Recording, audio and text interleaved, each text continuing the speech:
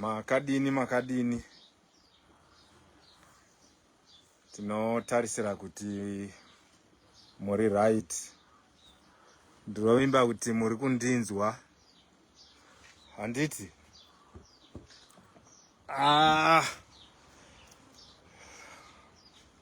Nasingani tokanga. Today is Wednesday. Nasi chitatu handiti? Ndizvo? Topota chirasika kamadetsi. Nasi chitatu tiri kusangana zvakare pa New Generation Mentoring. Patinenge tichitaura zvatinodzidzisa program yatiri kuparura ye New Generation Mentoring. Ndofunga vazhinji takati fambei tese. Ino yava broadcasting yechi 4. This one is the 4th broadcasting yataita pa New Generation Mentoring. Nasi ndiri kuda kutaura nezve road of correction nechastisement. Tinofara Angela. Aruti makadini tinofara, tinotarisira kuti munofara kwamuri.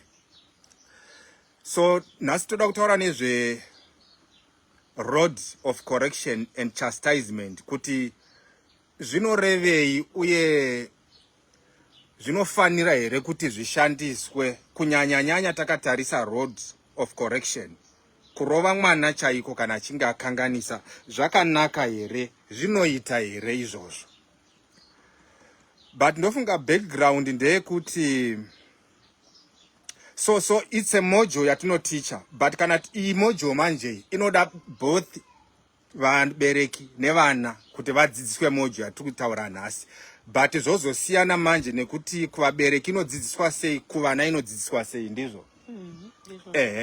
Kuvana tinenge tichidzidzisa tichitaridza kuti chastisement muchishona inonetsa. Inonzi chii chastisement? Chastisement. Pana anoziva here kuti chishona chastisement inonzi chii? Pane vakatarisa apa. Kana muchiziva kuti inonzi chii munogona kungotibatsira pa comment section apo kuti tisarasana. Kuranga. Alright, chastisement kuranga. But pane kakurayira futi mukati imomo tisata, because kuranga kunoita unge maybe kurova, but pane kurayira pozoita kuranga. Handiti? Pane kurayira kuti zvakati zvakanaka, zvakati zvakaipa, ndoda kuti mudai usadai. Pozoita kuranga, kurova neshamu. Saka problem yataita ndeyekuti kudivi revana taita generation iri weak. Generation yekuti mwana akatsiurwa chaiko anogona kumwa poison, anogona kuzviuraya, kuudzwa chaiko kunzi wauya pambana 10 o'clock hazvina kunaka, wanga uri kupi, munogona kuona mwana amwa poison afa. Neizvozvo chete zvekuti parima conversations ataimboita nevamwe vabereki vaitotaura kuti mwana wangu aita chakati, but kana kuti ndimuudze kuti izvi zvakaipa handigoni kuti ndimuudze because anogona kuzviuraya kana kuzvisungirira kana kuita depression.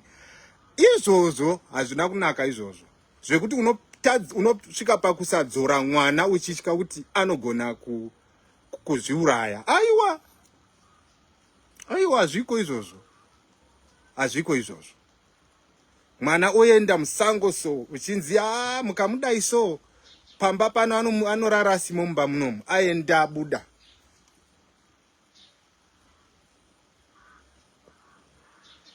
Hazvisiri izvo. Saka kuvana tinenge chivadzidzisa kuti vazive kuti kurayirwa nemubereki rudo, kurangwa rudo, hakusi kuvengwa. Taane generation inofunga kuti ukarayirwa nemubereki kunzi ichi chakaipa ichi, ukatorerwa foni chaiyo kunzi wanyanya kugara pafoni uchiwacha zvinhu zvauri kuwacha izvizvi, imboitawo time uchiverenga mabhuku. Mwana anotsamwa kuti munondivenga, agobuda mumba so akatsamwa. Last time takataura kuti vana vanofanira kuziva kuti vabereki ndiwo mwari wavo wekutanga. Saka ndiwo issue yatinoda kuti tiadrese iyoyi. ende chimwe chandaifunga ndechekuti munoziva kuti vana vatinavo izvezvi matuke atiri kutaura ndo vakutotanga kuva maparents acho waya. So imagine a parent, mwana matuke ava parent iye anenge ava baba namai, iye akabva akakura asingadi kana kurayirwa, anozorayira mwana here? Hazvizoiti, because zvinenge zvichitofamba from one person to the next. Saka ndiri kuda kuti nditange, because pane nyaya inoita controversy yekuti izvezvi mukatarira mamwe mahurumende ava kuti musarova vana, mwana wako chaiye chaiye waakurambidzwa kutora shamu kumurova. Ende vamwe vabereki tiri kuti zvakadii hazvo zvakanaka, but nhasi tiri kuda kuti tione kuti zvinorevei tichitaura takatarisa magwaro. Hatisi inini chandinongoita ndechekuti kana tichidzidzisa zvatiri kudzidzisa izvi, tichivhura magwaro, hatirambi kunzi aiwa izvi zvamuri kutaura zvisizvo, asi tinenge chida kuzoudzwa kunzi gwaro racho nderakati, gwaro racho nderakati. Ndapa nyaya yemagwaro manje, aiwa ipapo tinopanzwisisa. Kana tichizotaura tichienda kumberi muchazozviona kuti aiwa zveshuwa magwaro tinomanzwisisa. Saka ndoda kuti tizive manje kuti takurarama muira yekuti tava kuda vana vedu nemadiro akarayirwa naSetani kwete naMwari, zvokuti tikakwanisa kunzwisisa kuti kune kuda mwana nenzira yaMwari kozoita kuda mwana nenzira yaSatani. But madiro atava kuita vana mazuva ano atsauka sevabereki.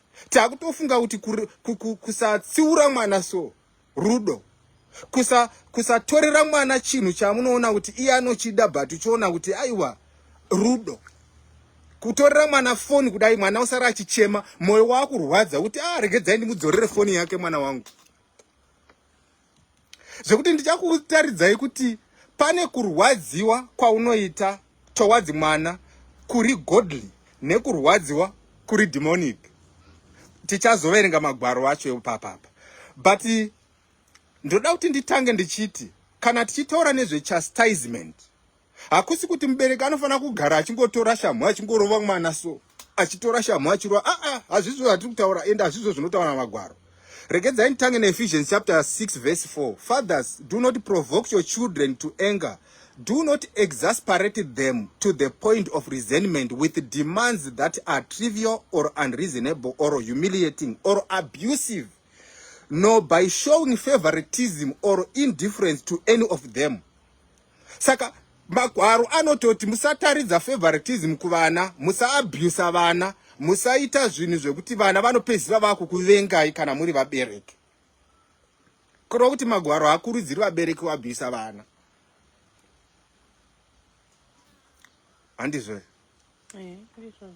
Magwaro haakurudziri izvozvo. Anokurudzira kuti vabereki varayira, inotopedzisira achiti but bring them up tenderly with loving kindness in the discipline and instruction of the Lord. Saka vana vanorayirwa, mwana wangu, zvokuti mwana anotogariwa naye pasi orayirwa kuti mwana wangu izvi ndo zvandinoda, izvi handizvidi, izvi zvakanaka, izvi zvakaipa, izvi ndo zvinotaridza magwaro. But manje road of correction, kuranga manje neshamu, pane pamwe pakuri necessary. But ndakateerera pana president wekuBotswana aitaura nyaya iyoyi, anonzi Boko handiti, achiti aiti kurova vana kuri wrong kushandisa shamu, chiri right kurayira vana. But ndoda kuti muzive chimwe chinhu chakavanzika. Munoziva here kuti mashoko iwayo kuti kurova mwana neshamu ari wrong, kana uri munhu anotenda, it's a blasphemy. It's a blasphemous statement. Kutuka Mwari ikoko. Kuti aiwa Mwari paaitira ngai vana neshamu haazivi zvaanotaura. Isusu ndisu tinoziva. Vamwe vanototi hanzi there are better behavioral outcomes kana vana vachingorayirwa chete nemanzwi vasingarohwi. Ndo zviri kutaura mapsychologist nevamwe vakadzidza. Vanenge vachiti zvinotori nani izvozvo. But hazvisiri izvo, kunyepa. Saka ndiri kuda kudzidzisa kuti option yeshamu haibviswe. Mwana anorayirwa, but mukaona masvika papoende kuti handife ndakabata shamu, aiwa muchazoona kuchapedzisira kwasvika vana ava. Nezuro ndakaona, okay, I'll come back to that later. Saka mwana anorayirwa achirayirwa akatyora murayiro onzi ayo ndakambokuti zvakati usazodaro futi, orayirwa futi, akatyora orayirwa futi, pozosvika point yekuti musiya ndakakuudza zvakati, ndakakuudza zvakati ukaita, ndikakuti zvakati ukaita. Nhasi rava zuva rekuti ndimbokuranga neshamu chaiyo, sababa samai. But tiri kurama wewu dziri kuti aiwa izvozvo siyanai nazvo izvozvo, ingora rayirai vana chete nemashoko. Iwayo maitire wayo havasi kubva kuna Mwari. Ndi Satani anoda kuti vana vaite mapenzi kusvika pekupedzisira, achiti musarova vana ava, shuwa musarova vana ava. Saka tikurumidze kufamba nezvanyaya tiri kutaura iyi. Saka kuvana tinenge tichida kuti vazive kuti kurangwa kana kurayirwa hakusi kuvengwa, kutodiwa. Vabereki netichiziva kuti vazive futi kuti vanofanira kurayira, then kuranga vana kana pane nguva yekuranga yasvika. Tichazotaura pane vamwe vanoranga zvekukuvadza kana kutouraya mwana, tinouya futi kunyaya iyoyo. But ngatitange neProverbs chapter 13 verse 24. Mugona kundiverengera izvi. He that spareth his rod hateth his son, but he that loveth him chasteneth him betimes. He that spareth his rod hateth his son. Uyo anoti handirovi mwana wangu neshamu inina, hazviite. Mwana wangu ndinomuda zvekuti ndinongomurayira, akareswa handisviki point yekuti pata shamu ndomurova nayo. Shoko mbanje riri kuti anomuvenga. Asi anoda mwana wake anomurayira, anomuranga. Saka ndopandiri kutaura kuti tinofanira kuziva these two forms of love. Yekuti pane kuda kwatinogona kuita vana vedu kunobva kuna Mwari, pozoita kuda kwatinogona kuita vana vedu kunobva kune wakaipa. But ndiri kuti inini vabereki vemazuva ano tiri kuda vana vedu nenzira dzakarayirwa newakaipa, vazhinji vedu. Kwatinofunga kuti kuda mwana kutomuvenga, kana tazotarira mascriptures, even behavioral outcomes, will come back to that. Saka toda kuti tizive kuti sei uyo anoti handirovi mwana wangu achimuvenga. Answer yacho inobuda pa Proverbs chapter 22 verse 15. Imboiverenga itone. Proverbs chapter 22 verse 15. Foolishness is bound in the heart of a child, but the rod of correction shall drive it far from him. Iyo answer iyo.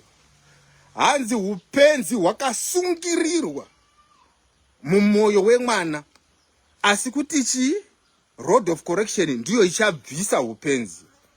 Kureva manje kuti Satani paanenge achiti musarova vana ava, ari kungoti toda kuti upenzi hwakasungirwa pamoyo husabva, hugare ipapo. Zvazvinoreva ndezvekuti pane humwe upenzi hwekuti hunozotoda shamu, kuzototi izvi siyana nazvo izvizvi. But shamu yacho futi inoda kuizwa zviri reasonable, haisi yekuzokuvadza kana kuita every day. Kunenge kwatova kukanganisa ikoko, anopedzisira futi asingachaenzwi futi shamu yacho iyo. But pane upenzi manje huri mwana wega wega hwakasungirirwa pamoyo. So vhesi iyi inotyisa iyi.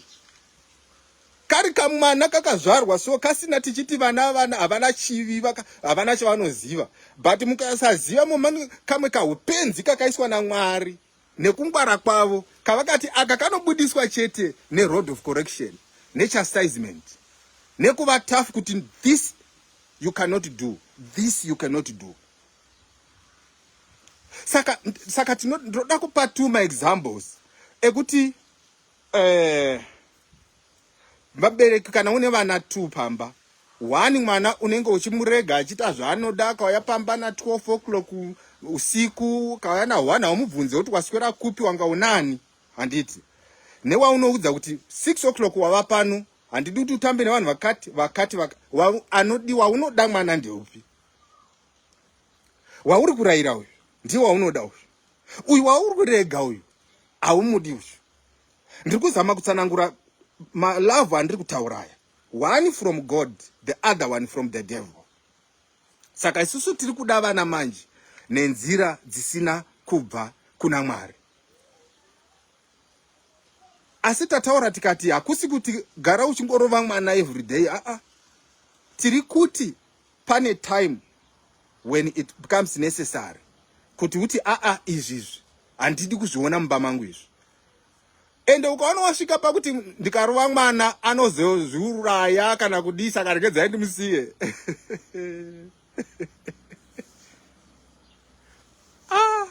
Iyoyo inogona kuva very controversial, but isusu tiri kubata zviri magwaro.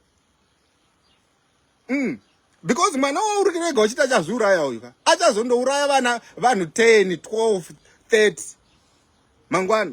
Iwe wamusiya ari 1 so. Kune vana vayi vanhu vari kuita armed robbers vachifura munhu pa. I will come back to that. Munenge mamuti aiwa ndikamurova anofa anozviuraya. Ozondouraya vanhu 30 or 40. Kana achizviuraya ari 1 ngaazviuraya ari 1 arangwa. Yeah. Kutorega mwana achiita zvaanoda. Achiuya kumbana pamba na 12 o'clock marara munokerwa kudai. Moti aiwa tikamudayo so anomwa mushonga wamakonzo. Imwaka. Haupo here mushonga wacho. We are speaking tough like this, but it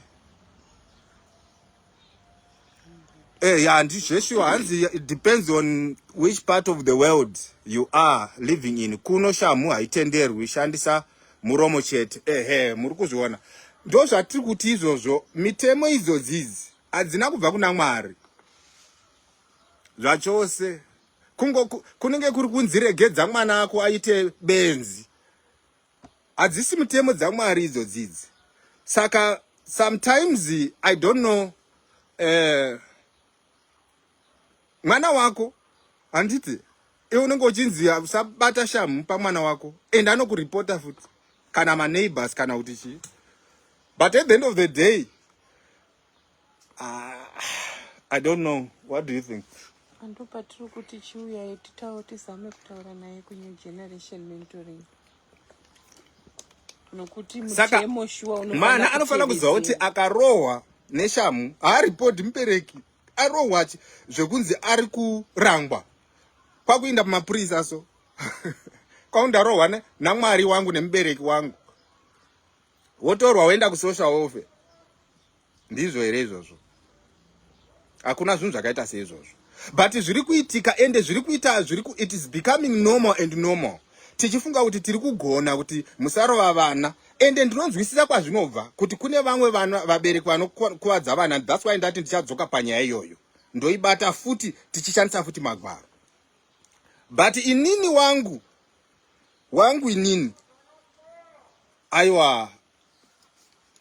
Kana pane pasvika kuti anoda shamu inotoshanda. Nyangwe kuti ndiri kupi izvozvo handizvitsvagi. Kana muchindisunga mondisunga ndichiranga mwana wangu. Pane kuti azotiitira ngozi akuuraya vanhu. Nekuti haana kurayirwa. Aiwa.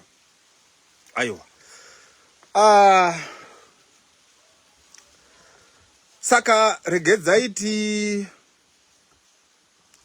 ndiinde pana Revelation chapter 3 verse 19. As many as I love, I rebuke and chasten. Ndimwari ava. Saka ndinoda kuti muzive imwe mystery iripo pamagwaro.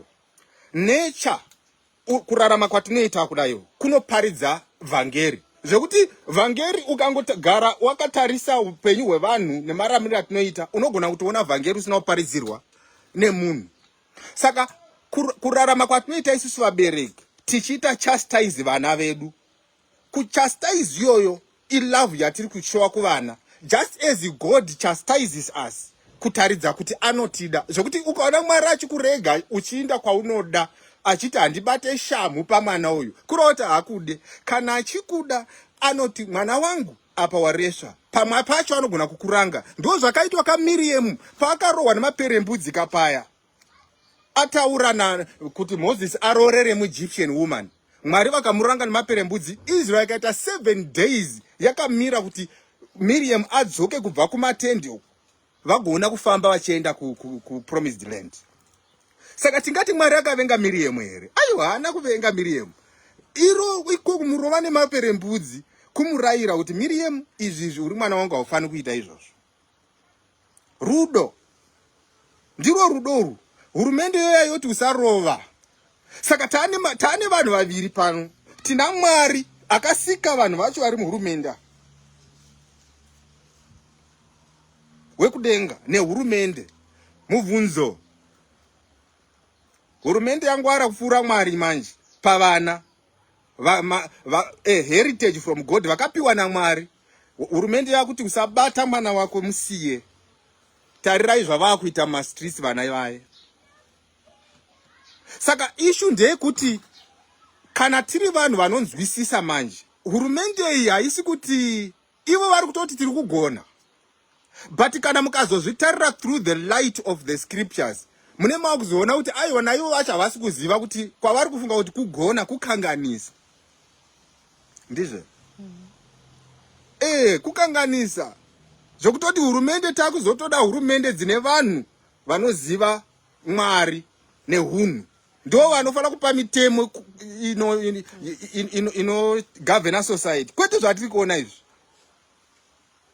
Kwete zvatiri kuona izvi. Tichatoda vanhu kuti vanoziva Mwari vapinde muma parliament, vaite ma presidents, vaite kuti vadzore nyika, because kwatiri kuinda uko hakuna kumira mushe. Because you are taking the power of the parent over the child. Mwana akasikwa kunzi arayirwe nevabereki. And hakuna munhu anogona kureiza mwana kana institution in the place yemubereki. Mwana ane software yakaiswa yekuti pane inongoteerera chete mubereki wake. Kwete institution yekuzoti akureizwa nevatorwa. Vane maenda ikoko kuona zvavanenge vachiita ikoko. Zvine zvinoona. Zveshuwa. Joshua. Proverbs chapter 23 verse 13 to 14 ndiverengeros. Is. Proverbs 23 verse 13. So yes, Proverbs 23 verse 13 to 14. Withhold not correction from the child, for if thou beatest him with the rod, he shall not die, not perish in the lake of fire. Thou shalt beat him with the rod and shall deliver his soul from hell. Aye. Amene oti munomaverenga vere magwaro iwaya. Pari kunzi ukamurova ne rod of correction. Pari kutaura kuranga. Apa neshamu is scripture. Afe. Saka pane vanoti aiwa pane vanorova vana kusvika vakuvadza kana kuuraya vana. Ivava havasi vabereki. Tichazotaura imwe type havasivo vabereki. Havasi vabereki ava. Kunyange vari biological parents. Kune vamwe parents vasiri parents. In terms of behavior. But manje painoti he shall not die. Pane two ma issues papa.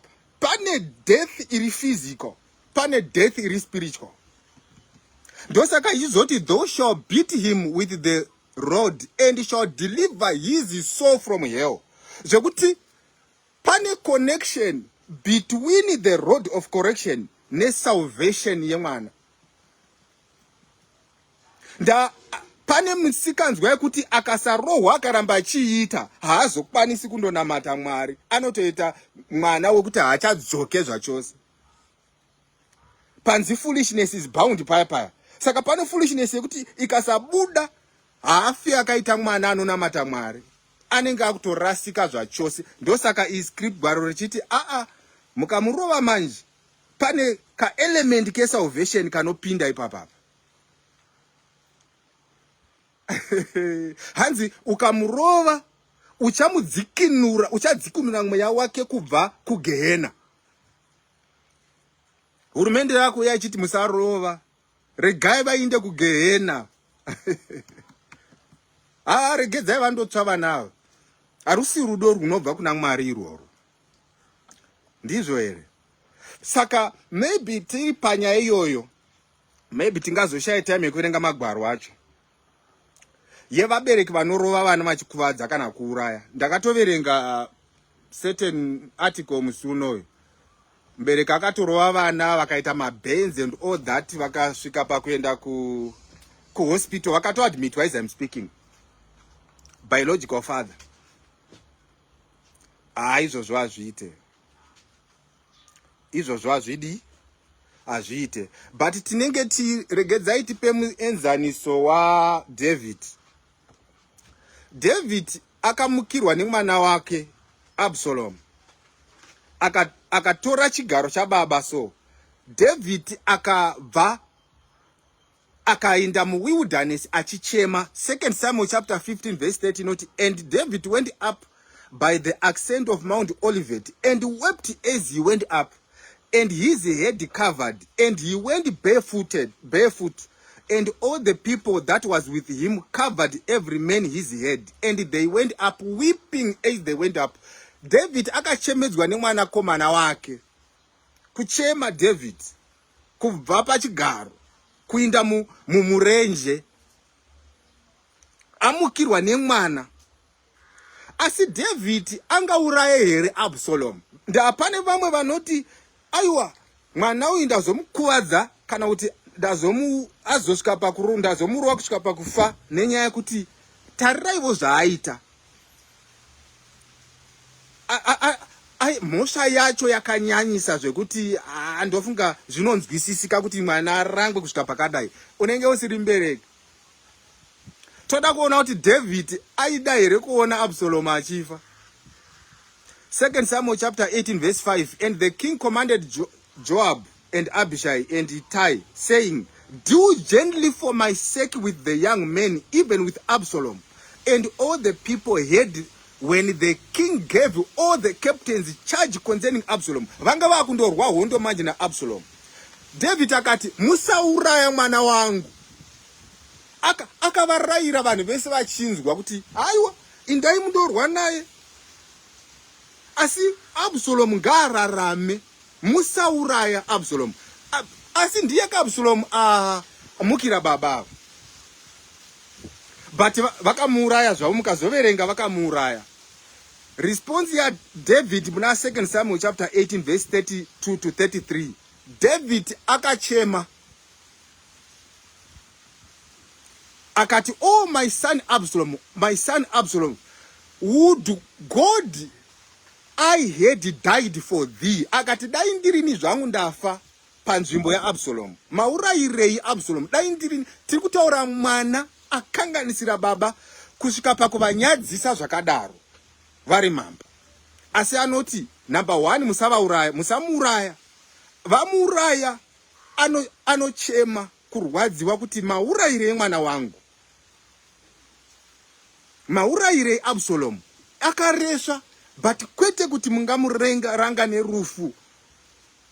Kureva kuti vatinenge tichiti vabereki vanorova vana kuuraya vana ava kana kuremadza vana avasi vabereki, ma-outliers. But hatingagoni kuti tichiti society taakuigadzira on the basis yevanhu vanenge vari ma-outliers. Tototi saka vana havacharohwi nekuti kune vanorova vachikukuvadza kana kuuraya vana. Aya ma-outliers aya. Havasi vanhu vanofanira kunge vachinzi maperenzi wayo. Nekuti mubereki nyangwe mwana akaresva sei, pane paunorwadziwa kuti mwana haafaniri kuzoti ungamukuvadza. Ndosaka zvifeve zviya, one of them pakanzi dividai mwana motitora ipisi. Shoko rinoti akanzwa mabowels ake achienda kumwana kuti aiwa musadaro, hazvigoni kuita izvozvo. Saka mubereki ane kalove, pane love iri right. Ukaona uchizosvika pakukuvadza, hauchazi mubereki kaiwe. Aiwa, hauchazi mubereki. Hakuna zvinhu zvakaita saizvozvo. Saka ndizvo zvimwe kusaidi revabereki manje, ndizvo zvimwe zvinenge zvichida kudzidziswa izvozvizvi. Ndizvo zvimwe zvinenge zvichida kudzidziswa izvozvi. Saka regedzai nditaure ndichiti, mukaona behavior yatakuona muvana vedu yanhasi, vazhinji ukanyatsotarira vari kuenda negwara risina kunaka. but isusu tinenge tichitopa mitemo yekuti musarova vana, musadai tichifunga kuti tiri kugona. Asi tikazotarira ma-outcomes manje tinoona kuti ari kuenda nedirection isina kunaka. Mubvunzo unoti sei izvo zviri pachena kuti vana vakuenda direction yakaipa, but isusu tichifunga kuti tiri kugona. Mhinduro manje inoti Mwari manje zvavanoita, kana mukateerera murayiro yavo vanokutsiura vokuti fambai makadai. Kana mukati aiwa isusu tinoda vana vedu zvekusavarova, kuriwa kuti vada Mwari wako mwana kudarika Mwari. Mwari akavenga mwana, iwe unomuda. Saka zvinoita Mwari ndezvekuti vanokuita, he gives you up to your own wisdom. Zvekuti unorasika uchifunga kuti uri kuinda direction yakanaka. Unenge uri muroad yakananga uchitungwiza ka. Iwe uchiti ndiri kuda kuinda kumazoe. Wosangana nemunhu woti aiwa road yauri haisviki kumazoe, inoenda uchitungwiza. Woti aiwa kana inoenda uchitungwiza by 5 o'clock unenge ndasvika pachitungwiza. Uri confident but wakarasika. Ndo zvaitika mazuva ano. Tine vanhu vari tasvika pa stage yekuti society iri very confident kuti zvatiri kuita zvakanaka. Iyo yakarasika. Kusarova vana kwakanaka. Tarirai ma-outcomes aripo. Tarirai ma-outcomes vadikani. Kungofamba muroad chaiko izvezvizvi. Kungofamba, then just observe. You can see kuti there is something wrong. From the language inenge ichitaurwa, zvinenge zvichiitwa, you can see azvitombodeka na kuti uanalyze azvide. Whether uri ku UK, whether uri mu South Africa, whether uri ku Zimbabwe, whether uri kupi, just go out kudai so observe zvako. Woona kuti ma-outcome ebehavior yevana uchikombea nekudhara kwatairohwa isusu kana pasvika. Compare and see kuti zvakamira papi. Maybe mungambotiudza kuti zvakamira papi. Aiwa. Isusu patairohwa zvaita sokuti I think handisi kuti generations asiyana here. Isusu taiteerera tichirohwa. And taiti tikaudzwa kunzi zvakati ukasateerera ruviri sorry, yanga ichimboita reconnect, saka I think zvaita. You can go ahead.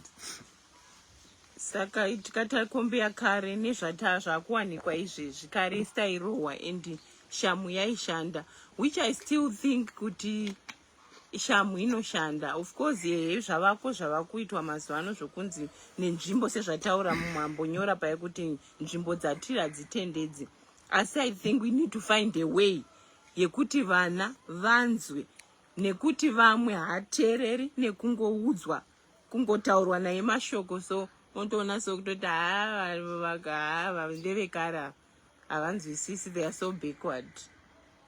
Ma2K aya vakutoona sokuti isusu we are so backward, hatinyatsonzwisisa zviriko mazuva ano izvi. All right, so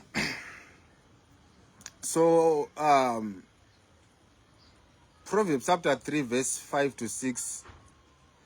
Trust in the Lord with all thine heart, and lean not unto thine own understanding. In all thy ways acknowledge him, and he shall direct thy paths.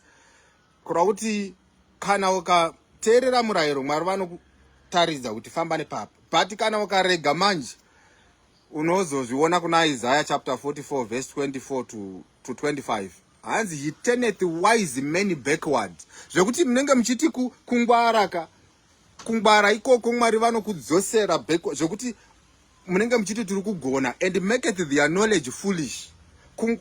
Kungwara ikoko hunova upenzi. Mwari vanokutenderedza kungwara kwamune muchiti kungwara kuye hunenge huri upenzi, but mimi muchiti kungwara muchiinda nekungwara ikoko zvinhu zvichiipa vana vachiwedzera kusateerera nekusanzwisisa.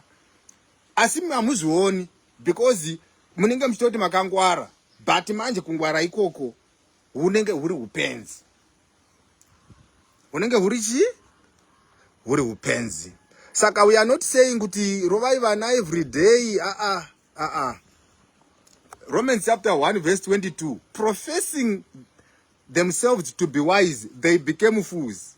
Ndo zvinoita Mwari manje. Mukangwara kunonzi kunzi wise manje ka kuopoza mirayiro yaMwari. Mwari vari kuti pane nguva yekushandisa rod of correction. Iwe uti aiwa inini wangu ndikashandisa rod of correction ndamuvenga. Ndichataura naye mune zvakanaka. Tinofana kutaura. But tungoti rod of correction, it's an option yekuti haufani kuzoibvisa on the table. Ndofunga ndo zvatingotaura panapa. Ndo zvatingotaura pano. Haifani kubva kuti ndidai munofunga kuti kuda mwana izvo munenge muchitomuvenga mwana iyeye. Proverbs chapter 19 verse 18, chasten thy son while there is hope, and let not thy soul spare for his crying. Saka pane nguva yekuti pane hope inonzi tariro. Pane nguva yekuti pane tariro yekutaridza mwana gwara rakanaka kuti wafamba wakadai. Pane nguva yekuti tariro iyoyo inenge yapera, rinenge rava zirume anenge ava baba kana kuti akura vakuuniversity, hauchagoni kumutorera shamu kuti mwana wangu hauchagoni kuita izvozvo. Unenge hauchagoni kana kumurayira kwacho kwakutonetsa because atokuravo, ende zvinenge zvapinda maari zvimwe zvacho kuzozvibudisa hazvichabude. Saka pane nguva yehope, pane nguva yekuti hope iyoyo inopera. Izvozvi kuno vabereki vakungosiya ngoti ameno Mwari anenge achingonzwa kuti kwaari ikoko ari kudai hapana zvauchakwanisa kuita at that time. Hope, window of hope inopfuura.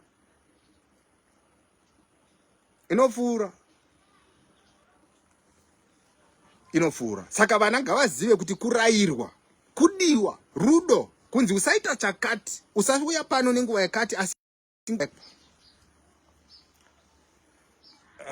network yacho inenge iri kunetsa nhasi, iri kunetsa. Saka maybe for now, for today, togumira pano. For nhasi ngatidii zvedu, ngatigumire pano. Asi ngandivhare ndichiti aiwa imwe mitemo yatiri kuona munyika umu inoita kunge progress, but inenge ichitobva kudivi rewakaipa kwete raMwari. Saka dzimwe nguva manje kana mitemo isiri just, pane imwe mitemo yekuti haifani kuteedzerwa, especially to do nevana vako, because vana ndevako. Vaita mapenzi vachauya kunetsa iwe, havanetsi hurumende, vanonetsa iwe ndiwo chashaya peace.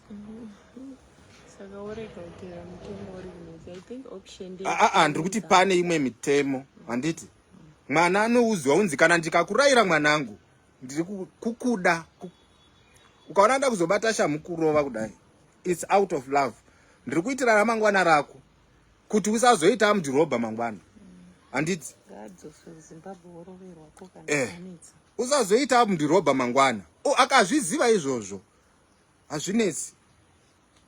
But mwana ukaona mwana achimda kundo kuripota, hazi mwana kundoripota parent mbereki, iye haasi mwana iyeye, atova atizive. Hakuna mwana wakadaro. Saka mune muchishandirei manje? Ndiwo mubvunzo. Kushanda kune meaning chete kuvana vauri kusiya. Ukashanda ukaita sei, ukaunganidza akaita mapenzi vana vacho, I'm telling you, hapana dai wakatongogara usina kana kuroora kana kuroorwa, wakangodya mari yako kubva apa wakaenda kuchikoro wodya mari yako, kana wofara nemari yako, wofa kana wakuindisa yasara enda kucharity. I'm telling you vadikani, meaning yekunonzi kumuka uchishanda uri mbereki, meaning yacho chaichai. Number 1, happiness yako iwewe as a family. Number 2, vana zviri tu. But vana vakaita mapenzi manje, nechawakashandira panenge pasina. Saka zvinorwadza izvozvo. Kune vabereki vari kurwadziwa, kwete nekuti havana kushandira vana, vakavashandira, but vanenge vachingonzwa kuti mwana adai so, mwana wadai so, mwana wadai so, wakuma drugs, wadai, saka nechakashandirwa hapana. Ndo zvatiri kuti aiwa ngatibatsiranei, nekuti mwana haarerwi chete nevabereki. Mwana anorerwa nesociety.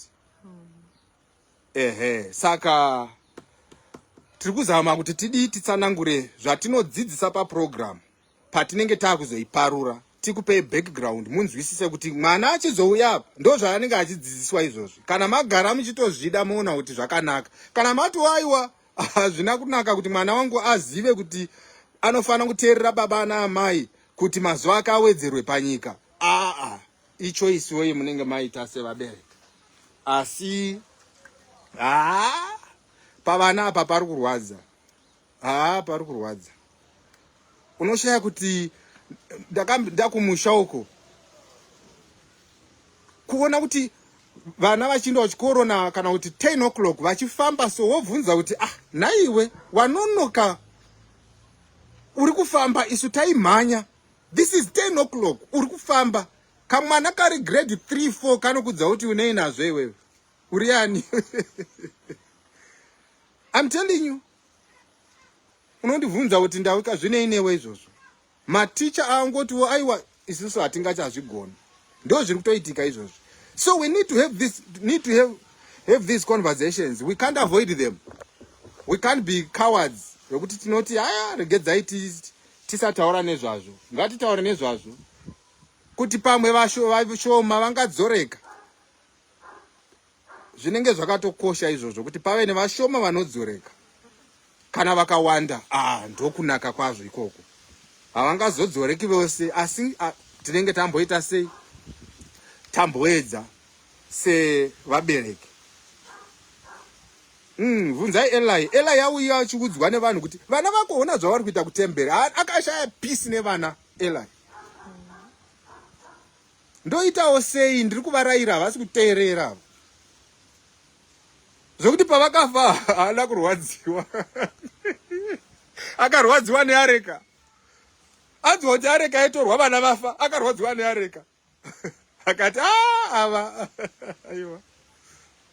Hazvidi kusvika pakudaro. Hazvidi. Of course areka ipresence yaMwari. Asi kuti ukaona wazosvika pakuti mwana, kuna vabereki vekuti shuwa kanzwa kuti mwana uya afa anongoti all right. Akarwadziswa zvokuti kana pain yekuti achiti mwana wangu inobuda. I'm telling you. But hazvidi kuti tidaro because vana ndo meaning yelife. Saka tinosangana next time. Nhasi network yacho iri kudaida, iri kusheka. But ndofunga zvanhasi aiwa. Tinoti neiwayo mai mazhinji. It's bye for now.